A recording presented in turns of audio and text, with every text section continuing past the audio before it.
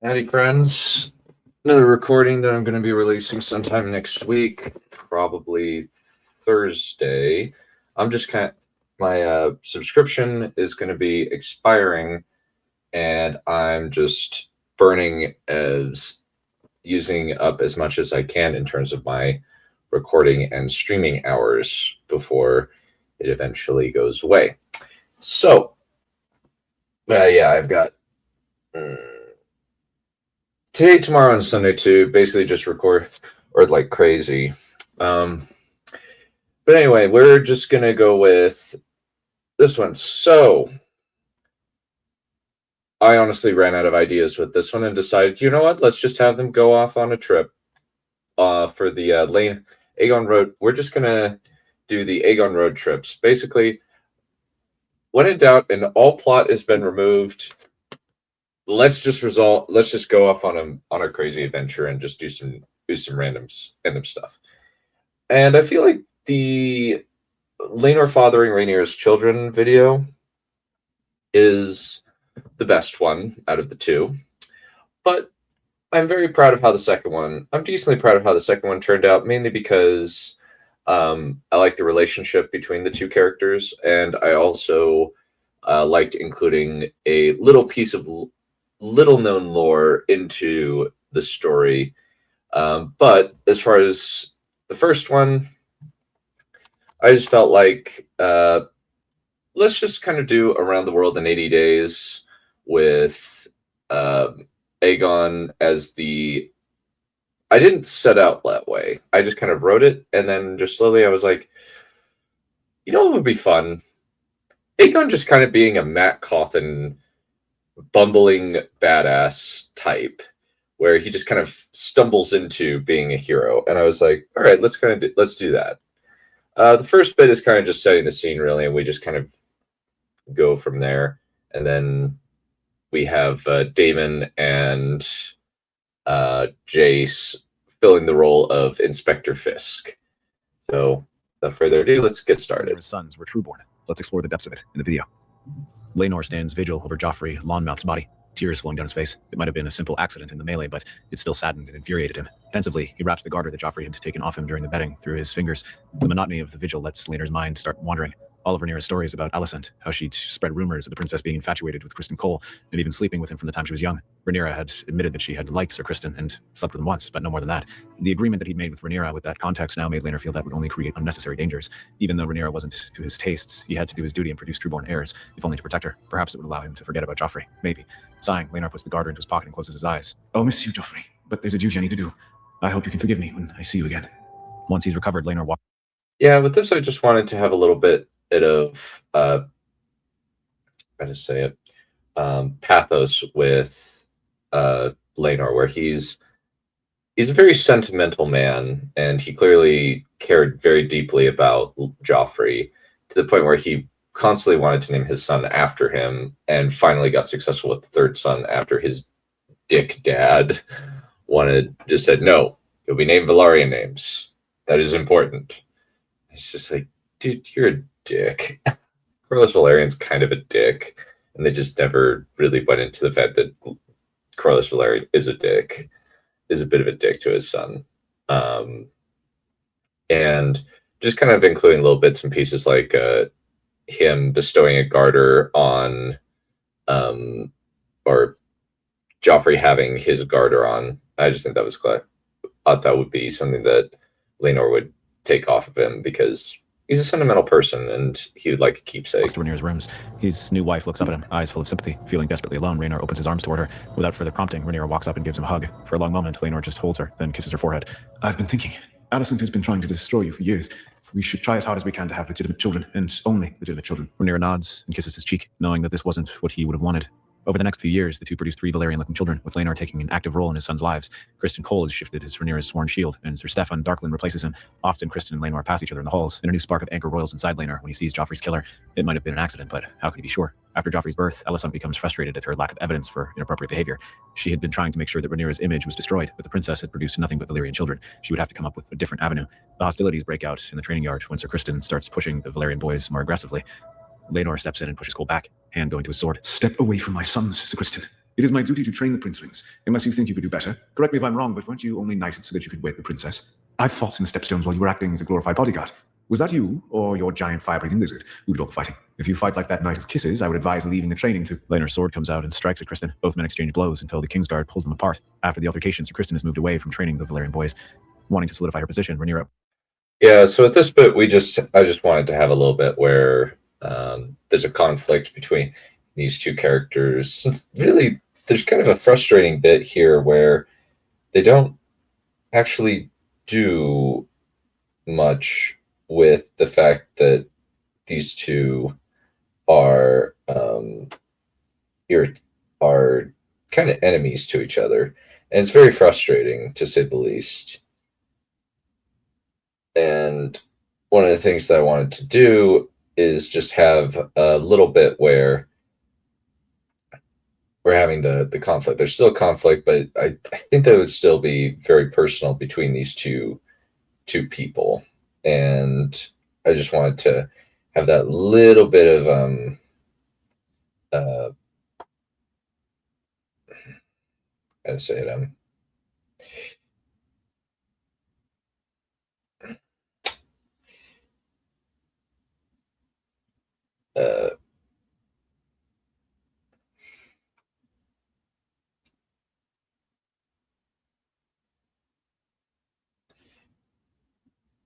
or that bit of, shall we say, that conflict between them, and Kristen not being able to keep his mouth shut.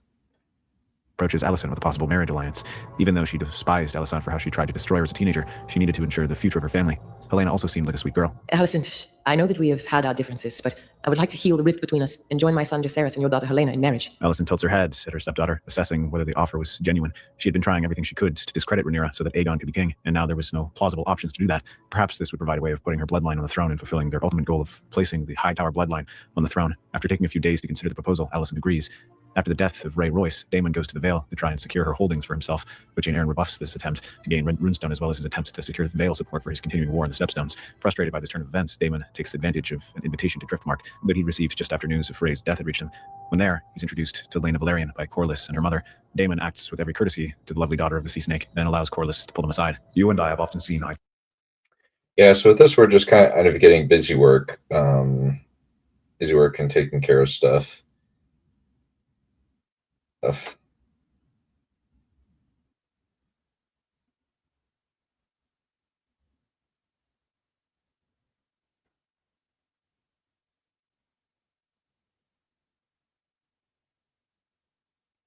And so one of the things that I wanted to do here is just have Rhaenyra be attempting to take care of the rift and say, hey, let's try to end this whole thing. And ultimately she does by having Helena married to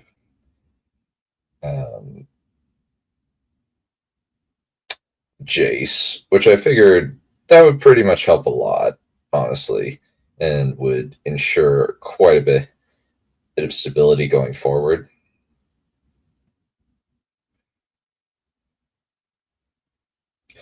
And that also leads into Daemon's story, which I was kind of like, yeah, let's just kind of do a little bit here where we have the rogue prince attempting to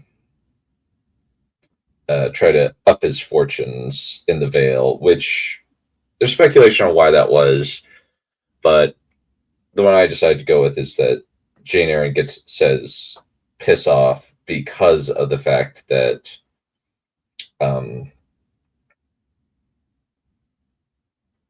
they don't see him as, well, they don't see him as a good person, for one. But also there's the element of the dude is kind of an ass, and which is accurate. He's not a good person and he just has mainly bad characteristics. But I wanted with this one, it's just I want to kind of portray Corlys as a bit of a dick, where he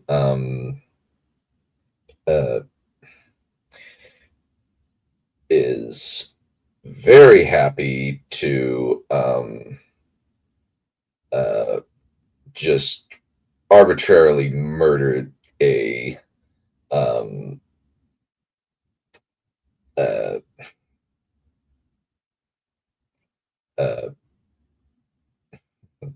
arbitrarily murder a political liability, which is kind of what it is.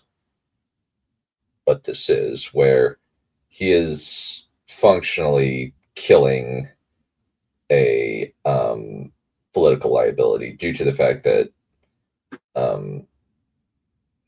the Sea Lord's son is utterly useless, and it's not a matter of he visit. One of the things about Fire and Blood is that he is not. It's not a matter of this guy meets sees that his friend's daughter's wife is or friend's daughter is hot. It's more a matter of this is a formal alliance, and he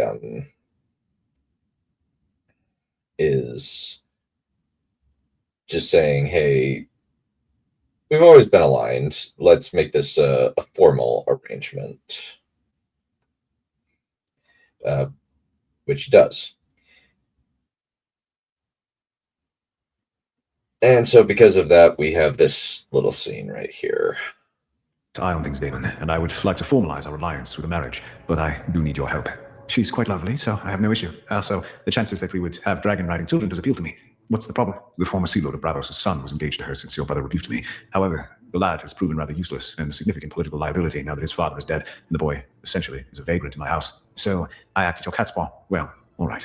Might as well do a favor for a friend. How shall I do it? Just show up in black when it comes to the evening meal. They won't be able to stomach the insult. Shrugging, Daemon accepts the mission and simply wears black. Due to the culture of Bravos, the Sea Lord's son takes offense and challenges Daemon to a duel. Daemon easily kills the fop, and after a fortnight, he's married to Laena. After the marriage, he decides to set aside his kingdom and instead travels across Essos with Laena. Their time is taken up by diplomatic trips between Pentos and Valentis. Yeah, so I pulled a lot from Preston Jacobs' analysis where he just assesses, yeah, wearing black is actually a sign of challenge in Bravos, and that's why he wore black. That's likely what happened. Rather than just provoking him, all he needs to do is wear black, and then the kid would be forced to kill him. That's kind of the main thing. And then also the fact that Laena and him were traveling around Essos is more likely. It's likely that this was very much a way of keeping the Triarchy in control and ensuring that they did not do anything stupid by flying over them with giant nukes. Ensuring their support against the Triarchy. Both will stay in the two cities, frequently flying between the area on their dragons. Eventually, the twins Bela and Rhaena are born, and Daemon requests leave from his brother to come home with his daughters. Now that Daemon is married to Laena and Rhaenyra is safely married to Laenor, Viserys allows him to come back to the capital. When they arrive, Rhaenyra becomes fast friends with Laena and gives a pair of cradle eggs to Bela and Rhaena, with Moondancer hatching soon after. They also agree to a betrothal between Viserys and Bela, and if a third son is born, to be betrothed to Rhaena. Often, the three will fly their dragons to and from Dragonstone and King's Landing, Rhaenyra frequently circling Vhagar on Syrax to tease Laena. One afternoon, the two ladies land on a spit of rock, then kick off their shoes and dangle them over the water. After a few minutes of idle conversation, Laena asks how things are going with Laenor. He's very dutiful and takes good care of the children, but we only really make love to have children. It's not what I would have wanted, passion-wise, but I've accepted my lot. I'm sorry to hear that. Is there anybody that you would have married instead? I shouldn't say. Oh, so you like my husband? There were a few times after he came back from the Stepstones where he stood up for me against Alicent's lickspittles. Gods, I hate that woman. He also helped with certain frustrating things so that I didn't do anything stupid. I'm always going to be thankful to him for defending me. He's very dashing. I do like being married to Daemon. He's very passionate and considerate of me. He wouldn't allow us to travel while I was pregnant, so we didn't risk a miscarriage. He's a good father to our girls. He seems to show Bela favoritism due to her having a dragon, but there are times where I wonder how invested he is. So we're both in the same boat. Marriage is for alliances. Well, at least we have each other. Smiling, Rhaenyra. Yeah, so with this bit here, I just wanted to have just a small scene where we have Laena and Rhaenyra just talking, and it ended up being a lot lower than I thought it was going to be. I ended up just saying, let's just have a little bit here where they're how to put it, the kind of just a little setup. It's kind of just really a vibes scene rather than anything else.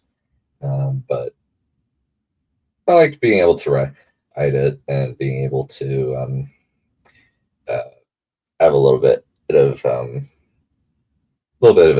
a talk between these two, even though it's not plot relevant, and it's just kind of vibes really in a lot of ways. Even though I hate that word. Mostly just kind of busy work setting up. I was just discovering writing all this. Leans against Laena, then kisses her cheek impulsively. Laena reaches around and turns Rhaenyra's face toward her so she can kiss her. Rhaenyra is initially surprised, then leans into it. When they part, Laena rests her forehead against Rhaenyra. Like you said, Ray, we have each other, you and me. Smiling, Rhaenyra hugs Laena, happy to have a companion after being alone for so long. Jace and Helena grow up to like each other, even if the young girl is a little shy. Eventually, Helena encourages him and Aemon to be friends, since she doesn't much like Aegon. So, when the Pink Dread situation comes up, Jace tells off his brothers. Aemon appreciates Jace standing up for him. Lucerys starts gravitating more towards Aegon, since the older boy enjoys pranks of that sort. With no rumors regarding the parentage of Rhaenyra's children floating around, Lionel Strong continues to serve his hand, with Harwin Strong as the commander of the City Watch. The next few years are uneventful, at least until Laena gets pregnant. Daemon and Rhaenyra are at her side through the hard birth, but sadly it ends in tragedy when Laena's baby is born dead and malformed. Laena is bedridden for days, often fading in and out of consciousness. Finally, she tries climbing the steps of the tower to get to Vhagar. Daemon and Rhaenyra run up beside her and try to help her. Laena, you need to rest. I need to fly. I need to get to Vhagar. Just one more time. Those are her last words. After Laena collapses into his arms, Daemon carries Laena's body to her parents, accompanied by Rhaenyra and Laenor. After the funeral comes, Viserys and the rest of the royal family. Yeah, I honestly, well,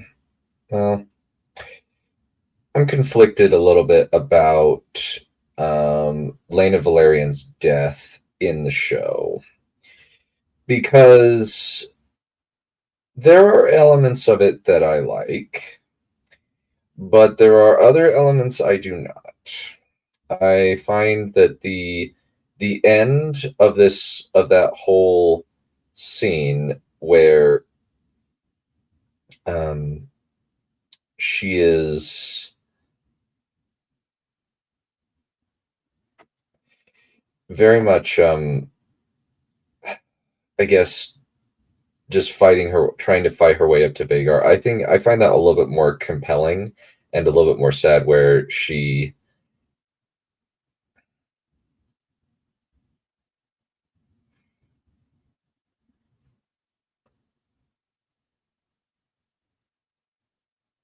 just can't and do it. And it's a little bit more tragic, honestly, that she's just unable to do it. And I much prefer that as opposed to what the show did. There's some elements of the show that are cool. I like that she's fiery, but I also hate the fact that the show was really lazy about developing her as a character. It's honestly really frustrating. So, yeah, what can you do? No. Sailed to that driftmark. After an offhanded remark from his father about claiming a hatchling if he's bold enough, Aemon decides to prove just how bold he is. In the dead of night, he sneaks into where Vhagar is resting. Concerned for his safety, baby Joffrey attempts to stop him, but Aemon tells him to be quiet and then runs toward Vhagar. The great dragon looks down at Aemon, memories of an old friend rising in her mind as Aemon climbs up onto her back and urges her to the sky. For a few minutes, Aemon lets himself enjoy being the most powerful person in the world. Vhagar roars and circles the island a few times, then comes to land back in the stables. When he does, Jace and the others are waiting for them. At first, Aemon thinks they're going to attack him. Then Jace and the other boys run up and congratulate him. Sighing, Aemon relaxes as Jace and the other boys pat him on the back. Rather than leave for Essos, Daemon remains in King's Landing with Baela and Rhaena, as well as Jace and Luke. Luke and Aegon become inseparable, just as Aemon and Jace, both boys treating their Valyrian nephews like little brothers. Helena and Jace slowly... Yeah, one of the things that I wanted to do here is actually do something a little bit different. I kind of forgot about Darren a little bit, and probably could have had Darren and Jace be friends like I have in other theories. But in the end, I just decided that I wanted to just have a little bit where they're kind of friends. And I probably should have just had them be have it be Jace and Daemon going after the three truants. But I ended up not doing that, which what can you do? It happens.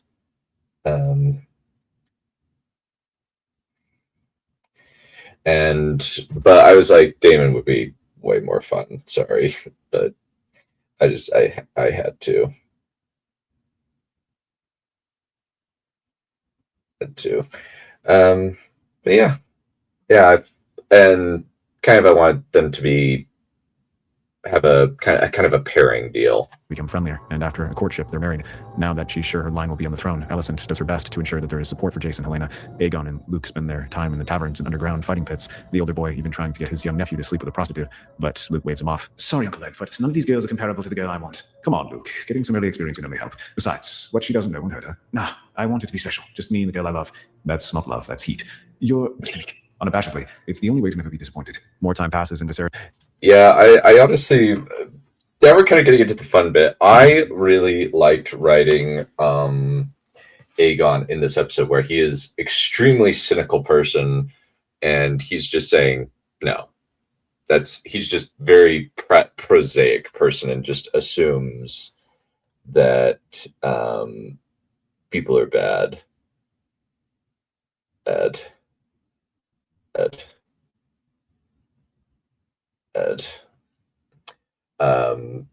just says, no, that's not love, that's heat. And he just said, this is very cynical about it. And kind of now we get into the fun bits. His health deteriorates. Finally, the king dies, and Rhaenyra is crowned queen with Laenor as her prince consort and Daemon as her hand. Now that he's in power, Laenor finally gets his revenge on Sir Criston by sending him to the wall for his murder of Joffrey Longmouth. After the coronation, Aemon is named Master of Laws, and Jace is placed in an advisory position so he can learn how to rule. Aegon sits in a local tavern, slowly drinking his way through a flagon of Arbor Gold. When he's almost finished, Luke sits down next to him with a hooded and cloaked Rhaena joining them. Aegon ignores the hooded woman and gives his nephew a half-hearted clap on the shoulder. Uncle Egg, what are you doing here? We've been looking all over the palace for you. Because there's no place for me. Aemond is going to be making people absolutely miserable with puritanical laws, and you're going to be Lord of Driftmark and fabulously rich with an attractive wife. So that being said, my situation is quite simple, nephew. I'm here because this is the only place where I fit, and so I'm content to spend the rest of my days at the bottom of a wine cup and in a whorehouse. Either way, I'm of no bother to anyone. Now, if you would be so kind, please make the purpose of your visit quick, so I can get back to wallowing in self-loathing before I eventually start staring into the abyss and slip slowly into madness. Well, Uncle Egg, me and Rhaena have been thinking. An incredibly dangerous pastime. You really should avoid that. Yes, I know. Anyway, I'm off to explore Essos, and I want you to come with me. Yeah, so that's kind of a series of... One of the things I wanted to do here is just kind of do a lot of funny stuff with Aegon and just kind of make him funny. Because this was kind of like... I was like, you know what? Aegon actually might not be all that bad. And I'm interested to... do some stuff with him. Mainly Critical Maester changed my perspective on him, and I figured, you know what, let's just have him be a main character here. And so that's what I did. And one of the things I wanted to do is kind of give him a curmudgeonly attitude and let him have a few lines from the Grinch, which I actually will frequently use Grinch lines with this type of thing. Though there was a very amusing comment that I wonder if him getting walking out to the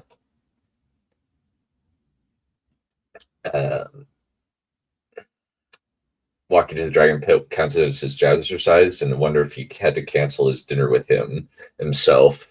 Dinner with me? I can't cancel that again.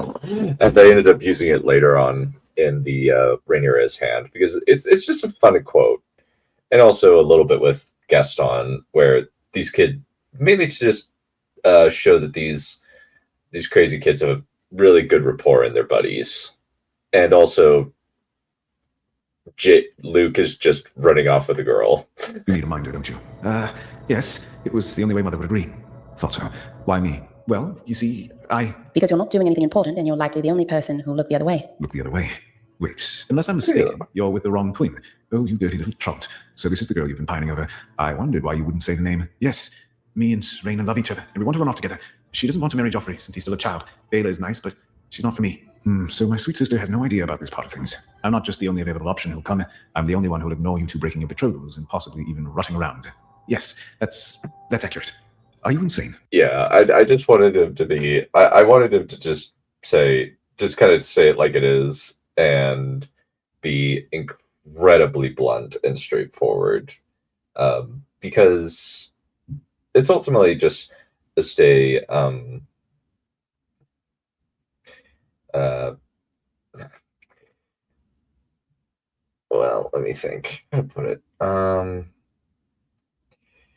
It's ultimately a very funny story where Aegon just kind of gets to be the sourpuss, the sourpuss badass, or the drunk. Well, not exactly badass, but at least the guy who is surprisingly competent rises to the occasion. And this is kind of part of it where he's just like, why are you doing this? Just do something simple. It's not that complicated. And Luke is like, no, I want to get married. And he's like, oh, you're an idiot. Just go to Dragonstone, find somewhere private and do the deed a few times and get married to her after. Seems like an unnecessary set of steps. And why are you even going to all this trouble? They look exactly the same, for God's sake. We're running away, Uncle Leg. For good. I want you to come with me. It would mean a lot. Aegon takes a long breath, then turns his gaze to his cup. Luke and Rhaenyra exchange looks, then move to walk away. Why me? We respect you, Egg. We don't want you wallowing here. Luke thinks the world of you and hates the idea of you simply spending your time at the bottom of a cup. You're my best friend, Egg. I can't think of anybody I'd rather have come with me. When are you leaving? Tonight. At the hour of the owl. Oh, fuck. You're not wasting time. If I'm not there, then go without me. Lucerys tries to convince his uncle, but Aegon turns back to contemplating his empty cup. Rhaenyra ends up pulling him away, and they make their way out of the inn. For a long time, Aegon simply sits there. Then, to clear his head, he finds a prostitute, enjoys her services to get some mental clarity back, then starts walking through the streets. Lucerys... Yeah, post-nut clarity, yeah. But also, I wanted it not to be funny, but also to have some pathos where he's like, we respect you. You're my friend. I care about you. And I felt like that would be a good way of just showing it's very much an element of he's got people that care about him and that want to have his best interests at heart, you know? And because of that, I felt that we should definitely have a bit where she's like, yeah, you're my best friend. I want you to come. Even though he's a lot older than Luke by about 12 years, I think. He still says, all right, yeah, I'll do it. Had been so genuine when saying he wanted to come with him, and the pleading in his nephew's eyes tugged at Aegon. Finally, he walks to a tent shop. I shall have your finest tent. How much? In the middle of the night, Lucerys and Rhaenyra run into the dragon pit carrying their supplies. Their dragons. Yeah, I kind of imagine a little bit of I think I actually might have been subconsciously influenced by Shazam, where he said, I shall have a case of your finest beer.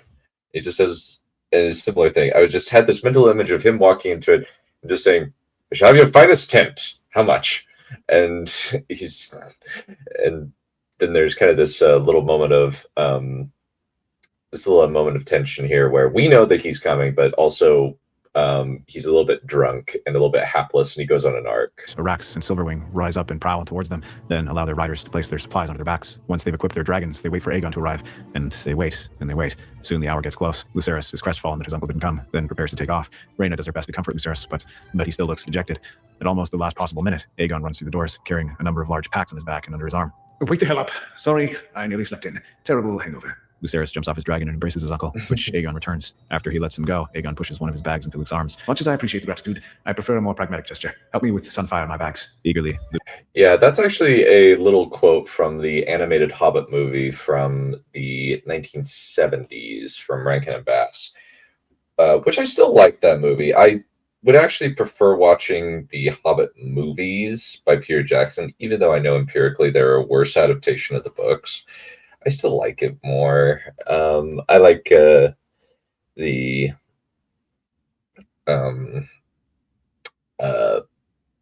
elements of characterization, character work, and Bilbo Baggins in general. But there's a moment where Bilbo is running out and his butt is on fire, and he says, "Much as I appreciate your gratitude, I appreciate a more pragmatic salute. In other words, extinguish me." And it's very, very funny. And I quite like it. It's hilarious. One of my favorite jokes. And so this is kind of how they're getting to get some fun stuff. of going. Anyway. Luke takes the bags and helps strap them to Sunfire's back along with the sacks. Together, the three dragons leap into the sky and fly out toward the east. When it's discovered that the heir apparent to Driftmark, the drunken prince, and the Hand's daughter have departed in the dead of night, despite a letter saying that the three of them were going to Essos, Rhaenyra immediately sends out word to find them. Aemond immediately volunteers, but Rhaenyra knows his dislike for Aegon and Luke from when they were boys, so instead she sends Daemon and chase after them. The three dragons fly across the narrow sea, arriving at Pentos within the day.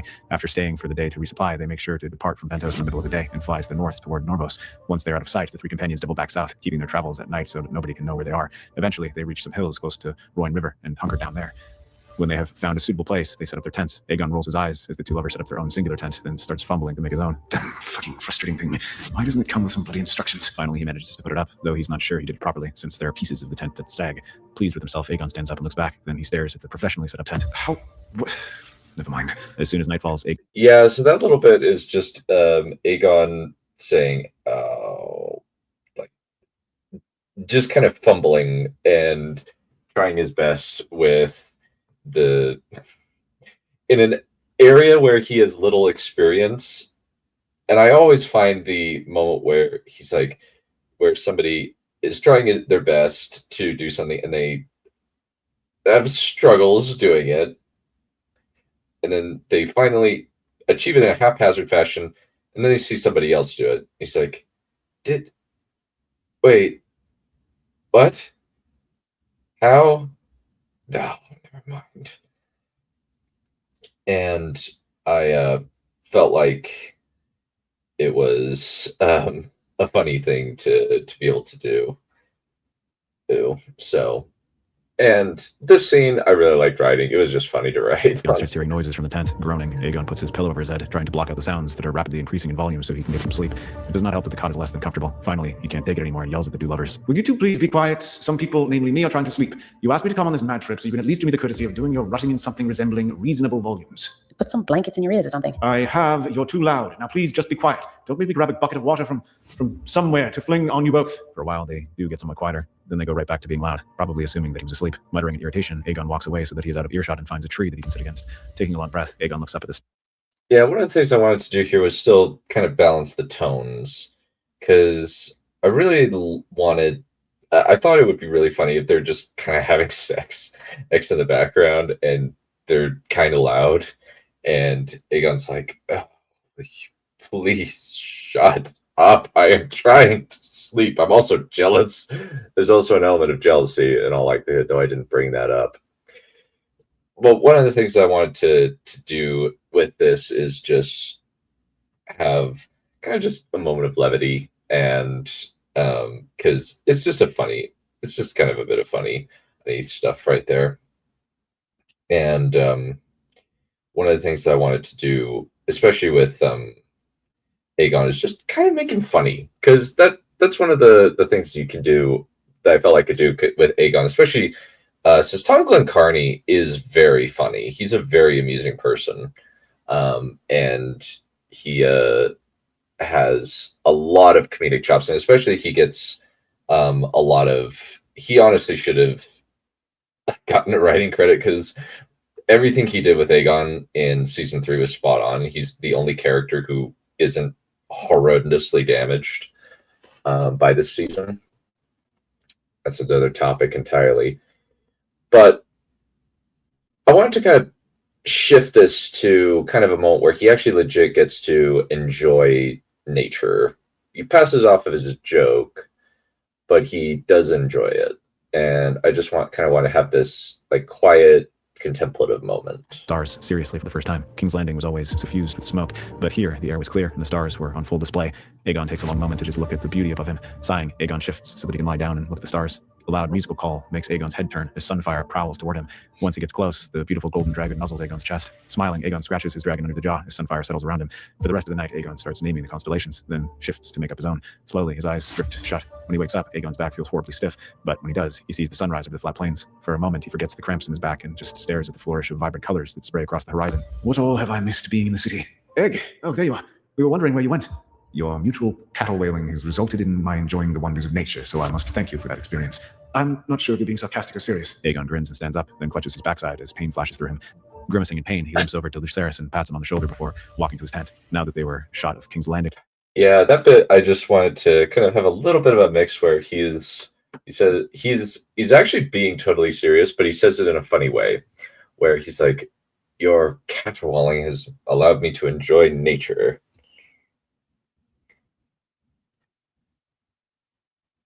Sure. And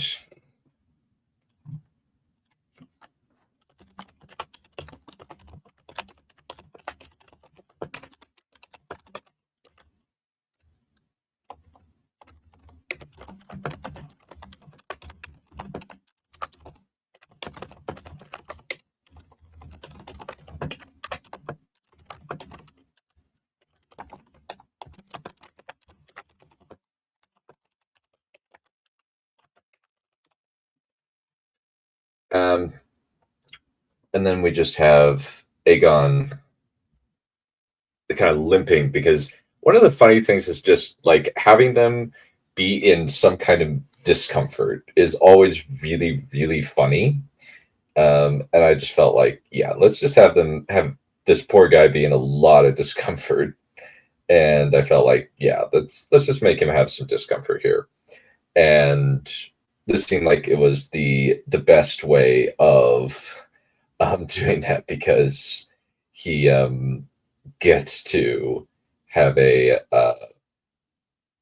moment of, oh, this is beautiful. I just, oh, my back, oh, my back.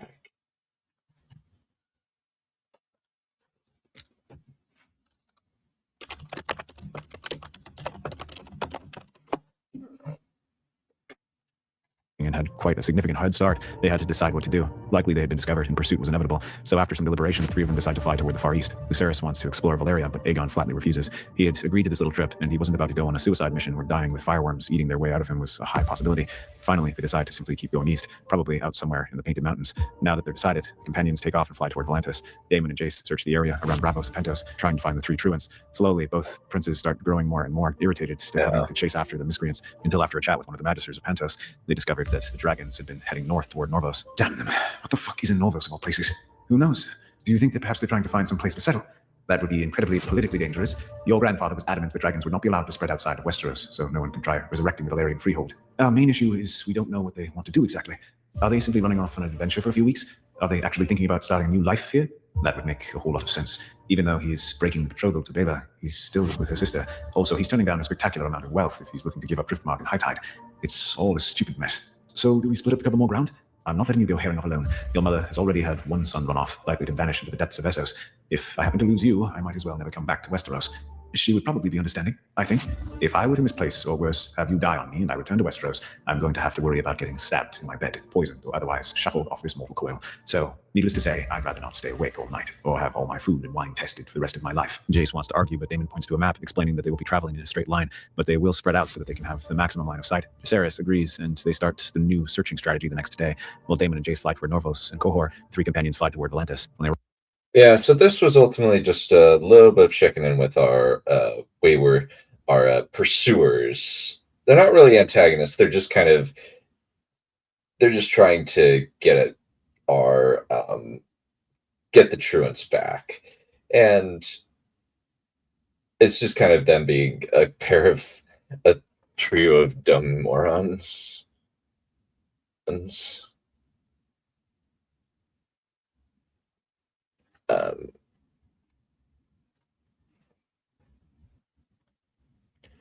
One of the things that you got to have in an Around the World in 80 Days story, you got to have a Wilson Fisk where they're chasing after our wayward runaways. And in this case, it's just a bunch of dumb rich kids trying their best as to keep ahead of the law. arrive, they're hosted by several of the nobility of Volantis. Many of them were old friends of Daemon and Laena from their time in Essos. Now that they're in a city and believe they're somewhat safe, Luke and Rhaena seek out a red priest so they can be wed. Aegon grins as the two are married in the local temple. They enjoy a feast hosted by one of the wealthy families.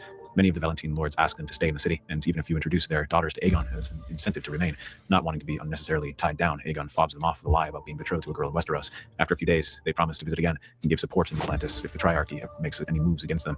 The three companions fly east toward the Painted Mountains. As the smoking sea comes into view, Viserys gives a longing look toward the ruins of Old Valyria. No, fucking no. Don't even think about it. You're not going in there. What? How long have we known each other? Almost 2 decades. I know exactly when you're going to do something mad, mainly because I was doing just as many mad things and you joined me. Now, I'm saying definitely going into that hellscape is a level of crazy that even I am not willing to do. Come on, it'll be fun. You and I have very different definitions of fun. There's something in there that almost killed Valerian. I may be a fool, but I intend to be a live fool. As if on a whim, Rhaena flies. Yeah, with this, I wanted to have a little bit of fun here, where we have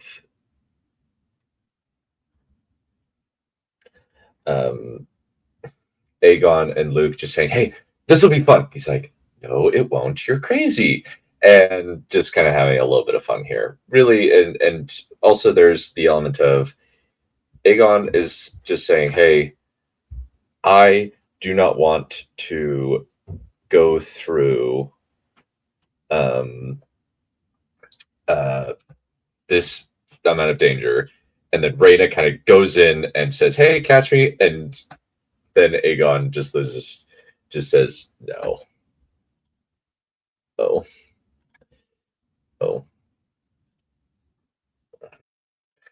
And then, honestly, Silverwing is probably the most dangerous out of all of their dragons. I actually underestimated just how big Silverwing is because she's huge. But I was like, you know what? Let's just have a little bit of fun on here, where Rhaena is like, "Hey, let's go in there." Is just kind of acting, even though she's kind of a girly girl. I was just thinking, yeah, let's just have her be a little bit playful. I think that would be fun. Toward the ruins on Silverwing, a grin on her face, calling back to them to catch her if they can. Aegon purses his lips angrily and points a quivering finger at Viserys. The younger man quails. This is all your fault. Don't blame me. I blame you.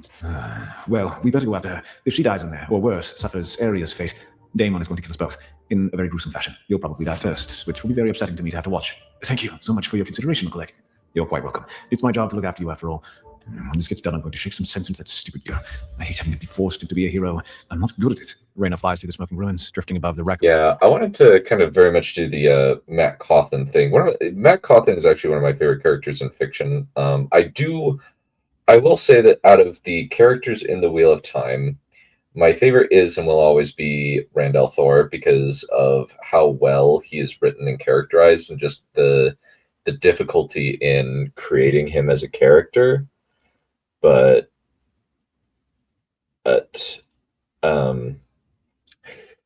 Matt's also very fun and is a fun character. I don't think he's as well written as Rand is. He's a very he's very much a character that kind of remains as he is throughout the season.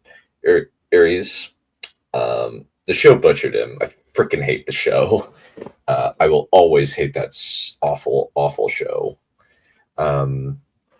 But here's kind of the gist of it is he's a reluctant hero who's the first one to jump into danger despite the danger. And here's a little bit of an annoyance factor that I had with this, where I submitted to them and described a monster that I wanted them to use, and they didn't use it. Ongoing done fights with the editors bit. So, but yeah, we'll keep The greatest going. civilization the world has ever seen. It looked incredible, even in its state of destruction. Several metallic buildings still reached for the sky, though they were more like broken, grasping claws now. As she passes over what looks like a massive temple, probably the Anacreon, something enormous emerges from the ruins, hissing. A black and purple serpentine creature as long as Vhagar snakes its head out of the ruins, followed by it. Yeah, so that's not the image that I wanted them to use. The image that I wanted them to use was this thing right here, Hydronoid. Because my opinion was, that looks fine. That looks perfectly suitable. That's got some neat appearance. It seems like it's fairly feasible. It's just this giant lizard. I was like, why not? They ended up not using it. I'm just like, come on, please. I'm trying to make your job easier. Why are you doing this? But yeah, I just wanted to have a giant monster be in there that would be able to make things interesting for our heroes, especially since they have dragons. And so I just had to have a giant monster that also acted as a hypnotist, mainly because I'm like, hey, what could injure the Black Dread? And I was like, yeah, let's just make a Hydronoid. Let's just do that. Its large foreclaws and its sinuous body. As it gets closer, the creature lets out a strange, almost singing sound. Rhaenyra's eyes glaze over as the beast gets closer, its maw opening wide. Seeing the monster get close to Rhaenyra, Lucerys and Aegon attack, unleashing blasts of fire into the beast. Rhaenyra slaps back to reality when the monster lets out a howl of pain and tries to snatch the other two dragons out of the air. Shrieking, Sunfire smashes into the creature's neck and starts ripping into it with its claws and talons, while Arax torches the monster's side. Bellowing, the behemoth writhes and bucks, trying to dislodge Sunfire off its neck. At that point, Rhaenyra swerves away and has Silverwing blast the creature with her own jet of flame. Now that they're sure she's safe, Aegon and Lucerys disengage and fly backward, right as the monster opens its maw. Purple flames build inside its throat and then blast outward in a jet of fire as wide as Blackwater Bay. Oh shit! The dragons swerve around the blast of ethereal fire, trying to evade the monster's fire. The creature seems to be... Yeah, just a little bit of, honestly, both tension and comedic.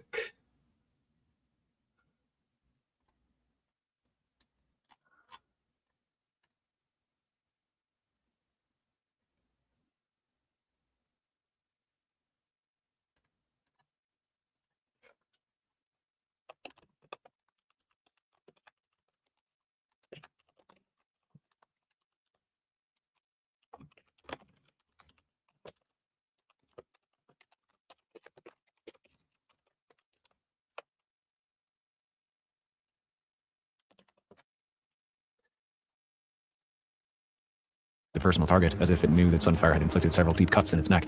Swearing vociferously, Aegon swerves. Then he sees something as the giant monster sucks in a breath to blast him again. It had a weakness, and it was similar to Aegon's own weakness. They both had big mouths. All right, Sunfire, you ready to do something really stupid? As his old friend shrieks, causing the creature to turn toward him. Nothing for it. Aegon yells the command, and Sunfire opens his jaw and unleashes a jet of fire right down the monster's maw. The flames mix with the monster's own fire and explode in the creature's throat. With a loud boom, the fire blasts out of the sides of the monster's throat, decapitating the huge lizard and dropping the head to the ground. Oh, shit. That actually worked. Sunfire drifts down towards the corpse. Yeah, I just wanted to have a little bit of... Aegon is the hero, but he's kind of the hero in a way that is... like, he just says, yeah, they got big mouths, and so he just shoots the fire down the thing's throat. As it's kind of a combination of things. One, it's a reference to the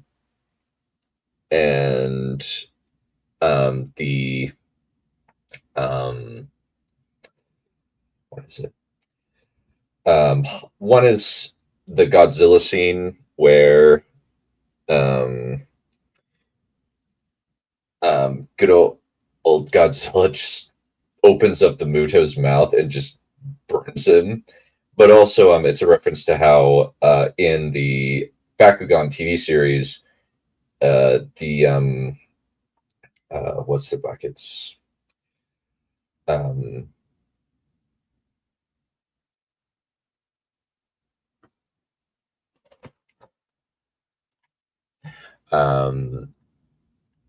Skyrus and Drago fight them and make it so that in order to beat them, they shoot a blast down Hydronoid's mouth, and that's how they beat him. And I thought, oh, that's a cool little reference. Let's land do on its that. back and lets out a roar of triumph. Arax and Silverwing respond with their own adulation. Aegon looks down at the creature, feeling a strange sense of accomplishment. Lucerys and Rhaenyra land on a set of buildings, both of them staring in awe at Aegon, seeing their amazement. Aegon actually starts preening.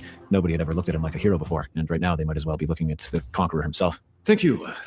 Rhaenyra, next time you want to do something incredibly stupid, do it when I'm not there so I don't run after you. Thank you, Egg. I don't know what came over me. It was like the thing had me mesmerized. Well, no harm done. Now, why don't we get the hell out of here? But what about the treasure? What fucking treasure? I wouldn't go any further into this damn hellscape for 1,000,000 gold dragons. How about 100 million? What? Look over there. The whole building that thing was living in is filled with treasure. And looks like there's quite a few Valyrian steel swords, and at least 5 sets of armor in there, and a lot of gold and jewels.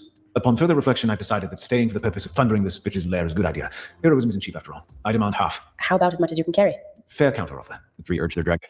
Yeah, I liked writing um um uh Inside the temple where and clear the these kids just kind of have a back and forth, and I wanted to include some Rodel Dorado quotes like, "I wouldn't go into that jungle for 1,000,000 pesetas.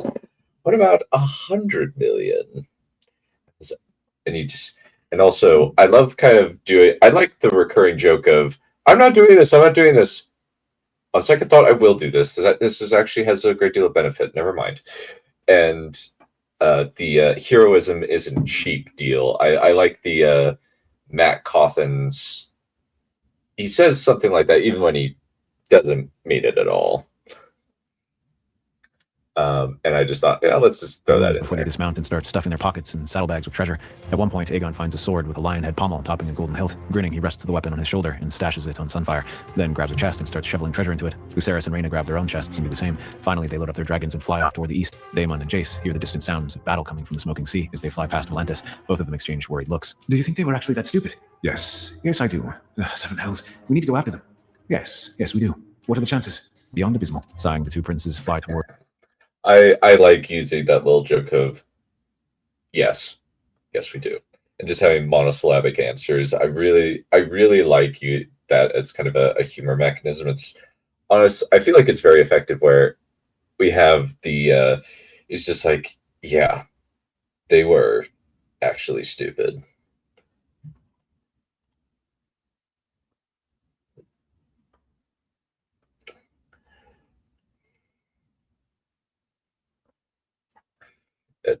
And I like having just this. I also wanted talking about the earlier bit where Damon is like, yeah, if I don't bring you back, your mother's going to kill me. And she probably would, because he's the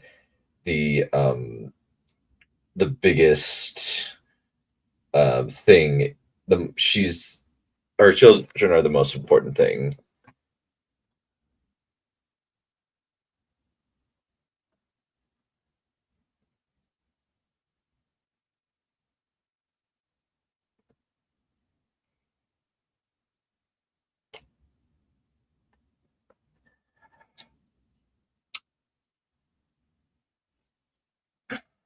Sorry, getting distracted.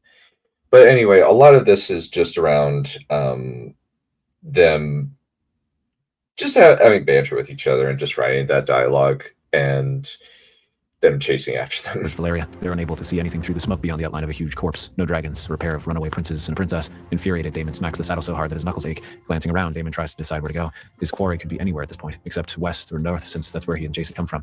They were likely heading toward the east, Slaver's Bay, the Dothraki Sea, Old Gis. Slowly, Daemon drags his fingers down his face and stares into the distance. When I get my hands on those little idiots. After several days of flying, the three arrive at the border of Astapor. Not wanting to draw any more attention, the three go into the city without their dragons. When they do, the runaways buy new clothes and start exploring the city. It's a rather ugly place, and they only stay long enough to purchase some silks. Unfortunately, the three Valyrian-looking people with a lot of money and no entourage sparks quite a bit of interest from both the masters and the criminal elements. They determine to find out who they are and where they got the money from.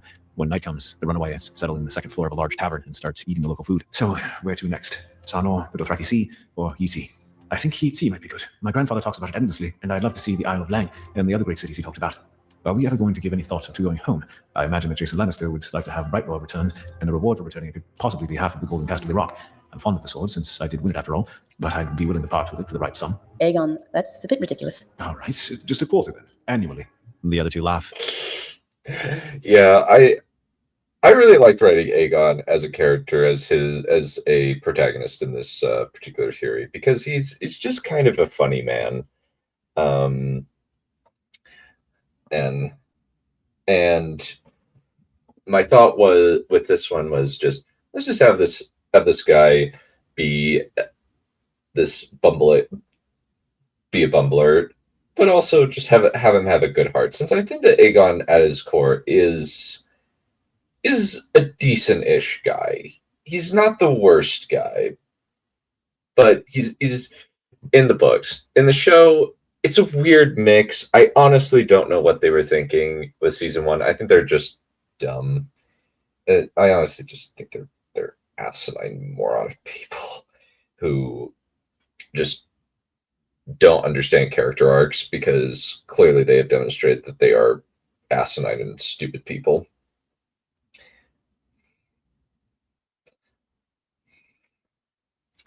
And I just wanted to have a little bit of banter about what they're going to do with Bright Roar before we get to have a little bit of fun here. Then they see a group of Astapori guards enter the room on what looks to be official business. When the guards see the runaways, they walk over to the three. You three have caused quite the stir. You're clearly from Westeros by your accents, and you have a great deal of money.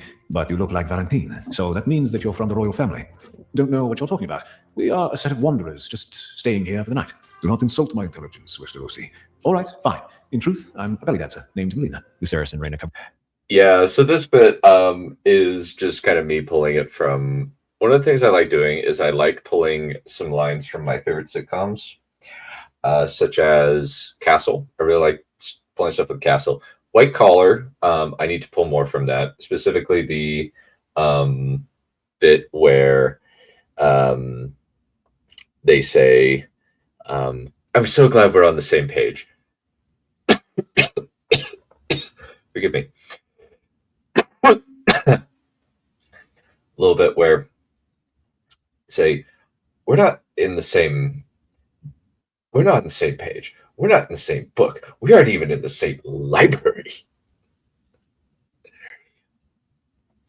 With their mouths and try not to choke. And this bit was from Sweet Life of Zack and Cody, where Mr. Mosby says sarcastically, oh, and I'm a belly dancer named Melina, and I'm an Egyptian belly dancer named Melina. I mean, and then a lady looks at him.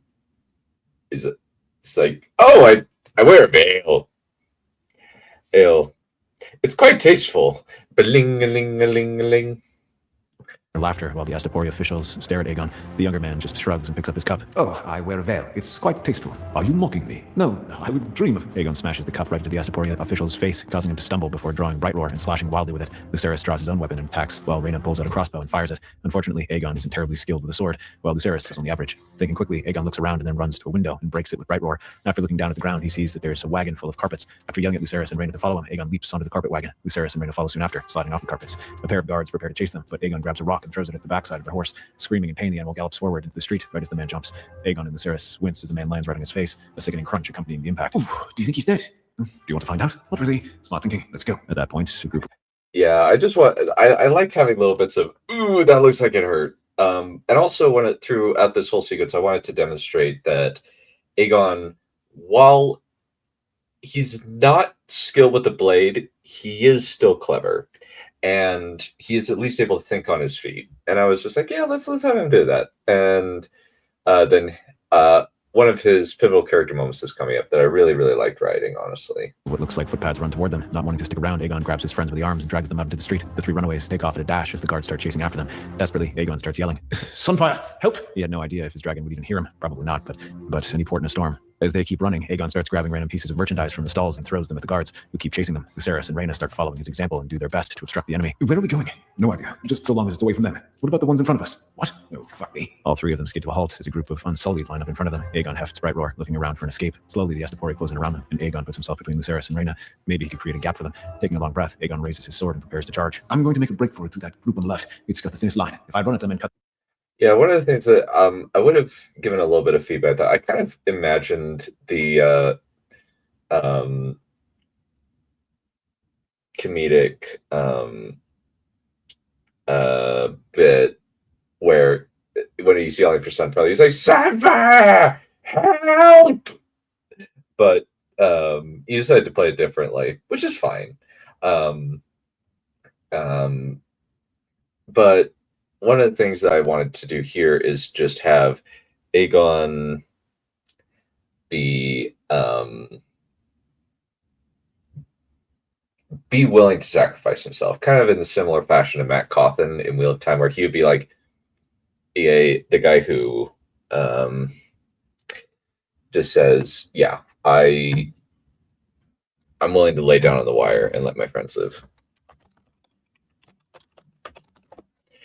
And so one of the things that this sequence is doing is just he is willing to he wants to save his nephews, and he's willing to kind of make the noble sacrifice even if he doesn't actually do it. And then later on, we get a comedic bit about it. Through them, you and Rhaenyra can escape while I hold them off. Egg, you'll die. It's all right. I'm all right with it. I'm just happy you two will be safe. Get ready to run like hell. Without another word, Aegon runs at the group of Unsullied with bright roar in hand. Right before he makes contact, a roar proceeds, sunfire dropping from the sky and blasting the Unsullied with torrents of fire. The beautiful gold dragon lands in the street and shrieks at the Astapori, causing them to back away. Sagging in relief that he wouldn't have to die, Aegon ushers them onto the dragon and takes off. When they arrive at their own dragons, Lucerys and Rhaena get on Silverwing and Arrax. Then they take off toward the east. As they do, fire starts spreading through Astapor. When they get to a safe distance away, Rhaena and Luke embrace Aegon. That was so brave of you. Really, don't mention it. Rhaenyra's right, Uncle Legg. That was one of the bravest things I've ever seen. I'm serious. Me too. Don't mention it, ever, to anyone. I have a reputation to maintain. I'm no bloody hero, and that's never going to change. When Daemon and Lucerys arrive in Marine. Yeah, I wanted to pull the "I'm no bloody hero" from Wheel of Time, because I was like, yeah, let's just have a little bit of fun here, where Aegon is just still kind of is like, I am not a hero. Do not think that I am a hero. I am not going to ever consider myself a hero. No. And he ends up being a big hero. And that's kind of just what I wanted to do with his arc. And he would be like, nope, play it. Just kind of play it off and say, no, don't mention it, ever. I never want to, ever. And I just like writing characters like that. I find writing characters like that very amusing.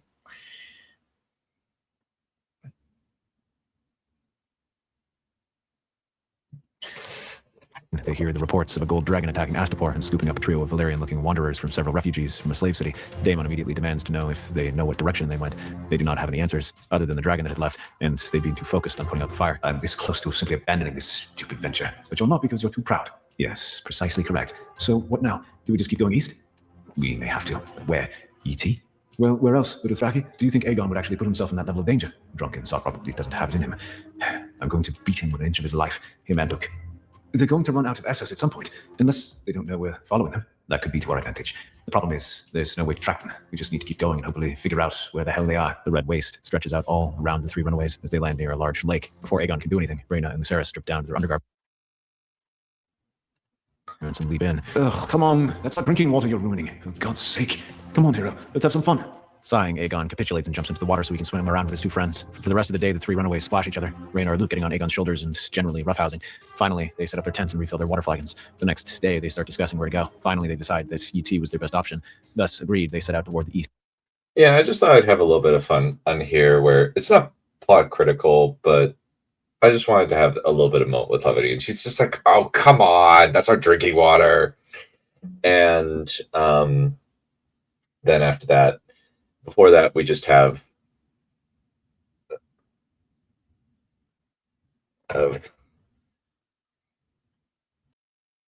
as well as having a little discussion of the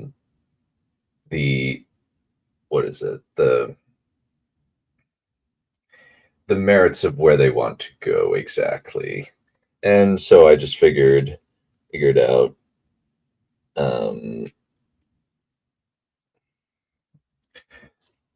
yeah, let's go to ET. We've never been to ET, and I just used a few I just looked it up, okay, and just saw, okay, what is ET like?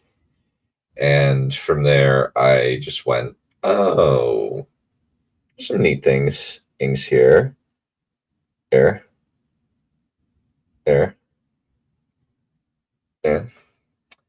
And so I just decided, yeah, let's do it.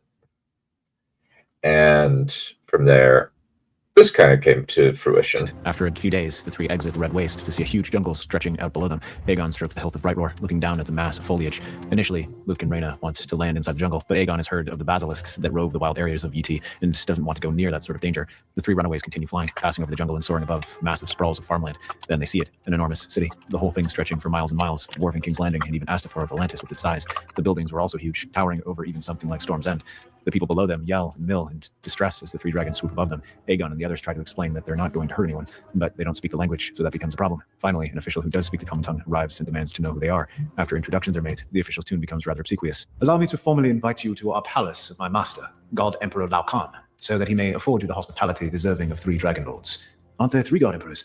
There is only one God Emperor of ET, and two other pretenders. But that is of no matter. Come to the palace. Aegon, Viserys, and Rhaena exchange looks. Then they deliberate for a few minutes. After finishing discussing their options, they decide to accept the offer. When they come into the massive hall of the palace, they're attired in local attire, black and gold for Aegon, black and teal for Viserys and Laena. Aegon rests his hand on Rhaenyra's hilt. Viserys plays with the pommel of his own weapon, Seafire. After they are... Yeah, I kind of wanted to have a little bit of a funny moment here where he's like, there are no god there's only one god emperor and 3 other pretenders. He's just really, really sheepish. And I just figured that would be an amusing little bit to say there. And I also felt like there was an element of just getting them into the politics of the day. Sure. Announced. The servant guides them to the high table where the God Emperor sits. The feast is unlike anything they've ever had. Strange fruits, squids, meats that had strange spices and sauces lathered on top. Aegon looks around for wine, but they don't seem to have any. Disappointed, he looks around and meets the eye of a finely dressed lady. Aegon smiles and raises his cup, then drinks. Immediately, he coughs and nearly spews the liquid. Coughing, Aegon smacks his chest and then tries to find something else to drink. Finally, he finds something somewhat approaching decent, and after a few drinks, finds himself a little bit tipsy. Sighing with relief, Aegon starts drinking, enjoying a fine vintage of wine for the first time in a long time. After the feast, Aegon and the other 2 are escorted to their rooms. Taking a long breath, Aegon sinks into the bed. That feels so damn good. Oh, fuck, who's knocking at this time of night? Luke, if you're waking me up after I just laid down, I'll give you such a clout. Still muttering, Aegon opens. Yeah, with this, I wanted to have a little bit of a climax where Aegon finally gets to culminate his arc and be able to get to the point where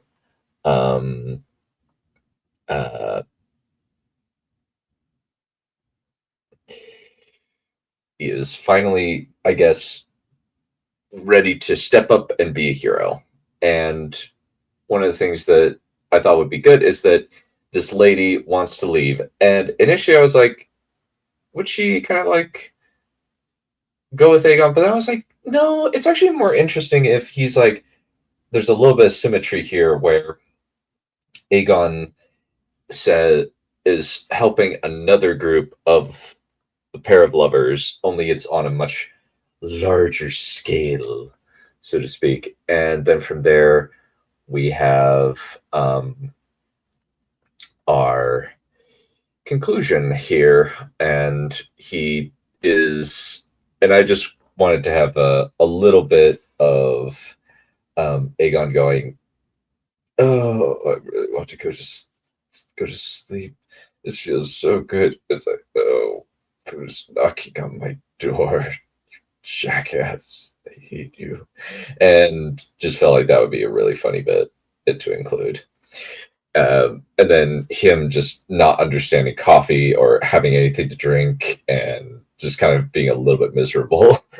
Just felt like it would be a funny moment to put in. Opens the door to reveal the finely dressed girl. Aegon makes a pleased face, then welcomes her in. So, what is your name? My name is Lo Kirijin. I am the daughter of the God Emperor. I need your help. With what? I'm in the throes of love, and you're the only one who can help. I do hope that you don't mean me, though I would be quite flattered. Oh no, it's not like that. There's a man in another kingdom, a prince that I am infatuated with. I met him a long time ago, and now with your help I can marry him. Oh, thank the gods. I would have questioned your taste and your sanity if you meant me. So, how do you need me to help? You and your friends have weapons unlike anything UT has ever seen. Your dragons can destroy armies, and those weapons and armor sets give you an air of invulnerability. If you help me and my prince, we will be happy to reward you with honors and wealth. Please, I am trapped here, and my father is going to marry me after one of his allies. Aegon runs his hand over his face, just like Viserys and Rhaena, but this would have even more consequences. This was a level of kingdom politics that he wasn't ready for. He was no bloody hero, and now he was forced to be one, unless he walked away. Not quite knowing what to do, he asks for her to give him time to think. She nods and walks out. When she leaves, Aegon tries to fight through the haze of wine, making it hard to think. Aegon would have to talk about it with Luke and Rhaena. Honestly, he should just tell them to go, take care of this himself. When that thought pops into his slightly addled mind, Aegon snaps his fingers and tries to stand up. Immediately, his head starts to swim and he drops backward. Tomorrow, he could take care of it. Viserys and Rhaena are having lunch when a red-eyed and rumpled-looking Aegon walks in, one hand on the side of his head. Viserys gets him a seat, which Aegon accepts. After they ask how he's doing, Aegon groans and runs a hand across his eyes. We may have a problem. I talked to the princess, and she asked me for, well, our help getting her out of an unwanted betrothal to the boy she's in love with. I'm thinking that I might have to go ahead with it, but I think you two should leave. Why, Egg? If you're staying to fight, so are we. You both have lives ahead of you. I don't. This isn't your fight. It's not yours either, but you're doing it because I'm expendable. You're not expendable. Not to me. You're a bloody hero. I'm no bloody hero. You keep saying that, but I don't believe you anymore. You claim you're a useless drunk. Yeah, You so always pointed out the beauty of nature around us. You claim that you're no bloody hero and that you're the first one to jump into danger. You've shown just as much bravery as anybody could ask for. No, I'm not. I have no idea what you're talking about. You flew in and killed that monster in Valeria. Blind luck and desperation. You were going to charge in and cut our way through. A madness came over me, and thankfully it passed. The point of this whole... yeah, that was actually a very covert Lord of the Rings reference right there, where he is like, no, it was a madness that took me, and it is past, thankfully. And I was just like, yeah, let's just have a little bit of fun there. And there with a Lord of the Rings quote from Boromir, but played with comedic stuff. And I wanted to, this is kind of him just saying, hey, let's not risk, I don't want you to risk yourselves. This isn't your fight. Let's just let you get out.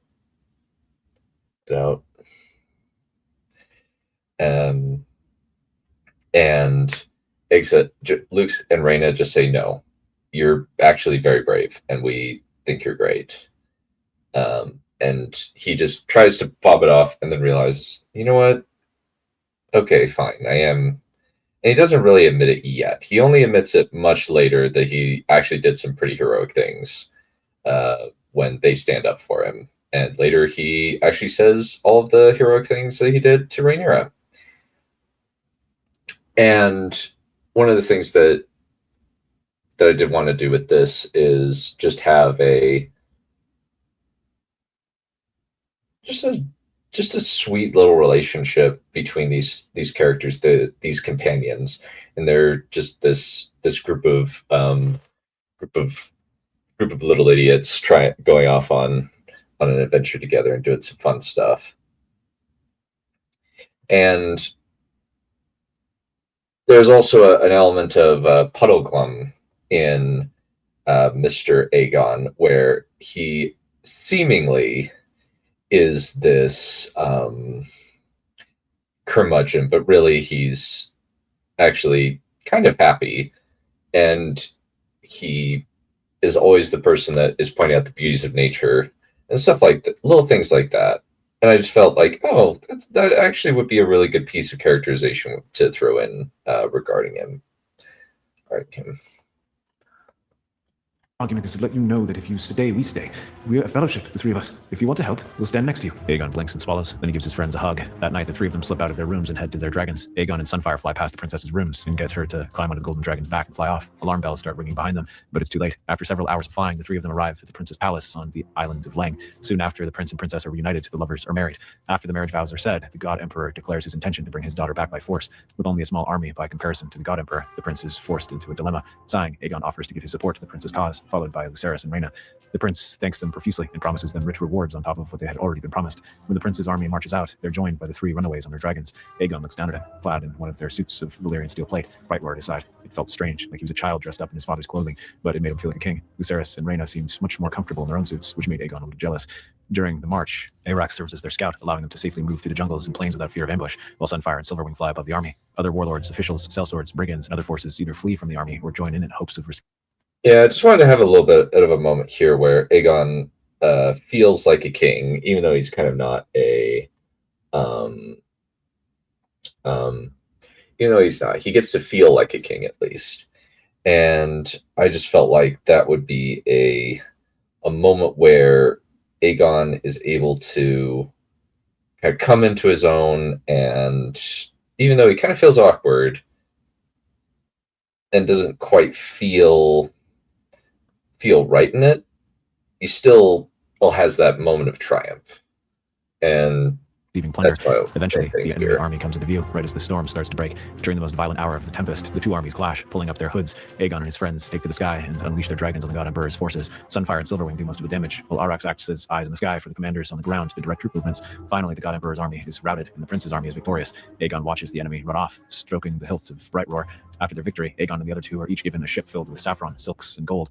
Now that they have the ship, Aegon and the others now have a choice. Do they finally go back to Westeros, or do they keep on traveling around Essos? They will need to go back at some point, and now that they have a small fleet, and they were close comparatively to Westeros, after staying there for a few days, the approach of 2 more dragons caused the runaways to look up as Caraxes and Varmax descend on Lang. Aegon and his friends are eating a meal, with the older man enjoying a smoking pipe. Looking thunderous, Daemon dismounts his dragon and points at Aegon. You damnable truants. A merry fucking hunt you led me on, and now I find you feasting, drinking, and are you smoking that? Yes, it's called hashish. Wonderful stuff. I'm going to be taking several casks back to Westeros. And when were you planning on doing that? Sometime this year, I hope. Oh, don't worry, uncle. Everything is fine. Your daughter and son-in-law are all right. They're actually a pair of heroes around these parts. Also, we are now stupidly rich, and likely to get richer once we give this to Jason Lannister. I'll be sad to give this old boy up, but it is their family heirloom after all. Daemon's eyes widen when Aegon casually holds up Brightroar, then proceeds to take a deep breath from his pipe. Rhaena and Luke... Yeah, I actually really like utilizing hashish and Aegon. Because I like just saying the word hashish. I find it very amusing, but also I felt like Daemon running up and basically being a more angry version of Gimli, where he does the whole "You young rascals, a merry hunt you led me on, and now I find you feasting, drinking, and are you smoking that?" Because Westeros doesn't really have smoking at all, which is funny. But I was like, yeah, let's just have a little bit of weed here. Like, they don't have tobacco, but we might have some weed. And Aegon would totally be it. One of my favorite quotes from our editor is that Aegon would totally be a stoner. And I was like, I had to put that in. I like putting that in. And he's just like, yes, it's called hashish. Wonderful stuff. And I was just, and he's just like, and he just shocks Daemon by just saying, yeah, we did all this. So what? And just from there, we have the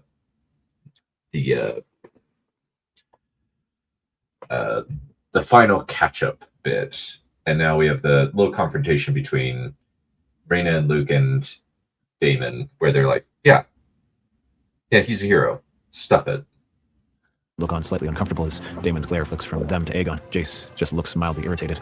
You are all coming back to Westeros, and that is final. And you, Aegon, I suppose I shouldn't have expected a drunken, feckless lout like you to... Don't talk to him like that. He's a hero. He killed a giant monster in Valyria, almost gave his life trying to save me and Rhaena and Astapor, then rescued a princess, and helped win a war in a single battle. Both Daemon and Jace stare at Aegon, who looks mildly put out at being the center of attention. Breathing out slowly, Daemon places his hand on his hips and shakes his head in amazement.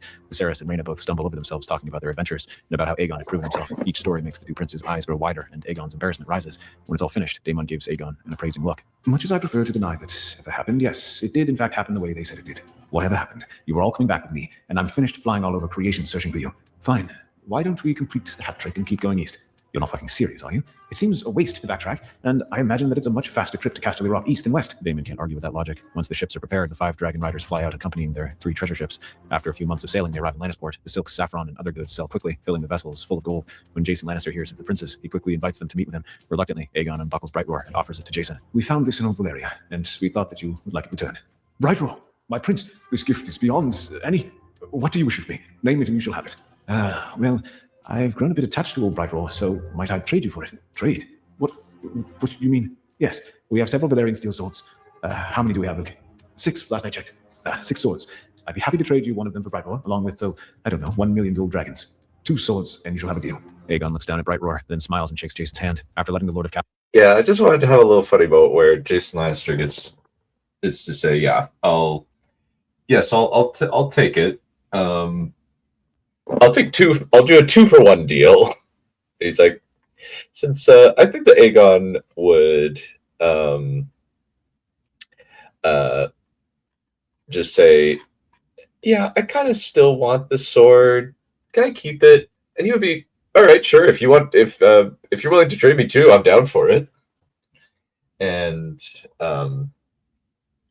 that was my thought process. And we're almost to the end, which is nice. After the Rock picked the 2 swords he wants, the 5 dragon riders leave. Their profits are transported under heavy guard to King's Landing. When Rhaenyra has them brought to the throne room, she immediately hugs Luke and Rhaena, then gives Aegon a glare, then sees that there's something different about Aegon. He seems more confident, and Brightroar on his hip looks like it fits him.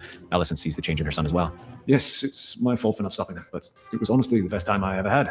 I helped two lovers get married, not once but twice, killed a giant monster, charged a group of unsullied with just my sword and a load of stupid courage, and I spearheaded a war that will change the course of history in UT.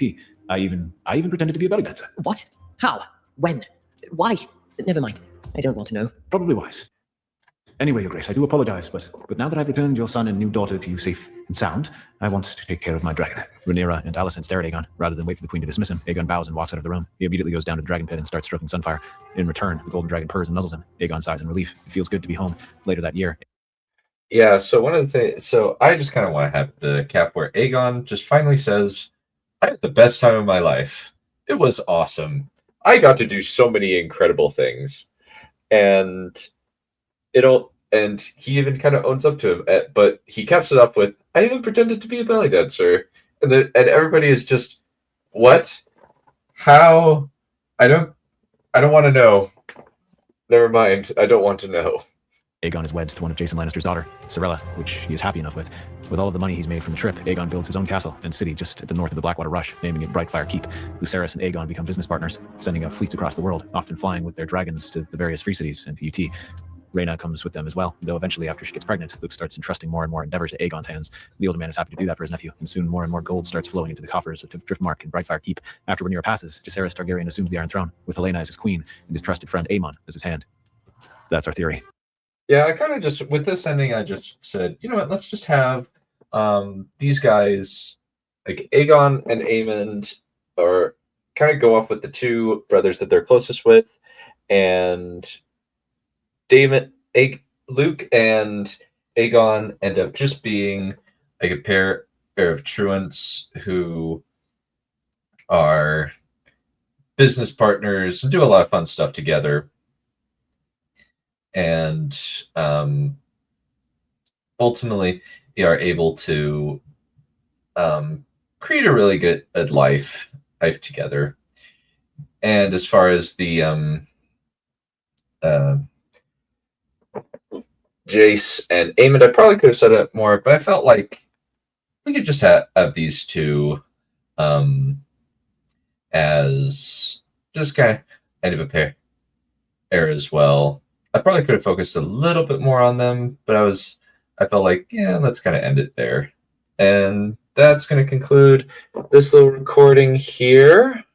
Going to snip this short. I think we'll probably I'll record more of the Aegon stuff a little bit later, since I've got to do some not just record stuff tomorrow, but also